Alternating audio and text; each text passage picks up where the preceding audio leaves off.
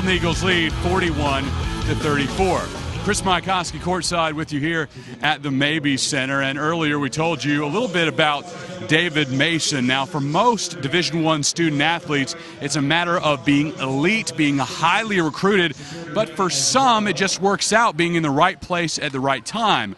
For David, he was a student manager. And when ORU needed another player, he stepped up and showed what he could do. Parrish, thanks very much. Coming up on Saturday, more college basketball in the Southland Conference here on ESPN3. It's a doubleheader from Abilene, Texas, and Moody Coliseum. Sam Houston State takes its first trip to ACU in league play. The women get started at 1 o'clock. The men scheduled to follow at approximately 3. Both those games right here on ESPN3. Only the top 8 eligible teams in the Southland Conference on the women's and men's side get to make the trip to Katy, Texas for Merrill Madness, March 12th through the 16th. Visit the ticket office of your favorite Southland Conference school or visit any Ticketmaster outlet, including Ticketmaster.com, and start your countdown to Katy.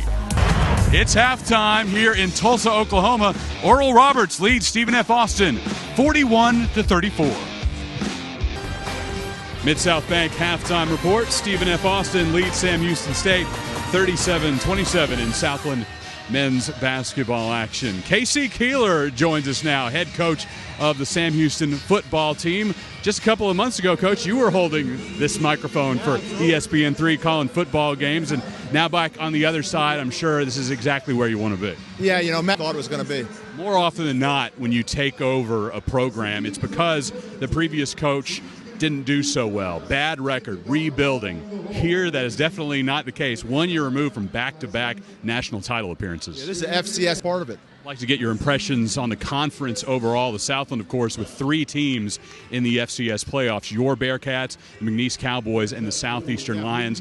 And really, there's not too much of a drop-off after those 3. A lot of good teams. No, speed, see all that speed out there, Absolutely. Coach Casey Keeler. We'll see how his co-worker now, Jason Hooten, can fare in the second half against the best team in Southland men's basketball, Stephen F. Austin. The Lumberjacks lead this one 37-27 on ESPN3. Very much alive to make the conference tournament. They figured things out, and now a real possibility at earning one of those 8 coveted spots to Merrill Madness in Katy, Texas. Let's take a look at some of the top storylines around the league. It's our Southland status check. Stephen F. Austin, now a perfect 10-0 in league play. They have won 29 straight at home. And there's a real possibility now, David, for 3 20-win teams in the Southland Conference. SFA has already eclipsed that mark at 21. UIW currently stands at 17. And Sam Houston, 4 wins from that threshold at 16. Southland Conference men's basketball, Oral Roberts leads Nichols 29-20 with 3:40 to go in the first half. Chris Mycoskie courtside in Thibodaux, Louisiana. Coming up on the Mid-South Bank halftime report, we'll have a profile of the 6 Nichols basketball players who hail from Australia. Tiffany Williams gives us a look at that great pipeline the Colonels have built. Also, we'll recap the Nichols ORU women's game. The Colonels came out on top earlier this evening. And, of course, first half highlights and stats. Now for the rest of the first half action, David Salzman and Olympic gold medal winning head coach Van Chancellor.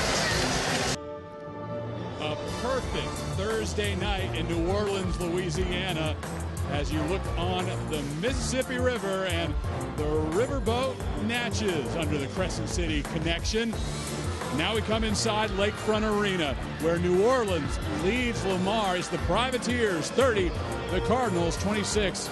This is the Mid-South Bank halftime report. I'm Chris Mycoskie, joined by Dr. Peter Foss, the president here at UNO. And Dr. Foss, just so great to be here on the lakefront. And Mark Schlesinger's team really putting on a show for the fans watching tonight. Well, thank you, Chris. And we take a look at the timeline of UNO athletics, and the plans a few years back were to drop all the way to Division III. Plans change, Division II, and then you come in and decide Division I is where UNO needs to be. So many reasons, and it goes well beyond athletics. Oh, yes. We're amazing. And one more thing, it's starting to feel like baseball season, and Privateer Park looking gorgeous. Construction over there will basically be a brand new stadium. The field's the same, but everything surrounding it is new. And Ron Maestri, old face, back in his old job, leading the baseball program. Going to be great. Yes, we're real proud of that. Dr. Peter Foss, really appreciate your time, sir.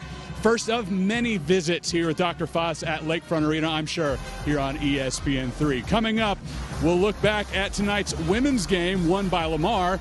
The men for Lamar, though, have some work to do. They're down 30-26 to the Privateers.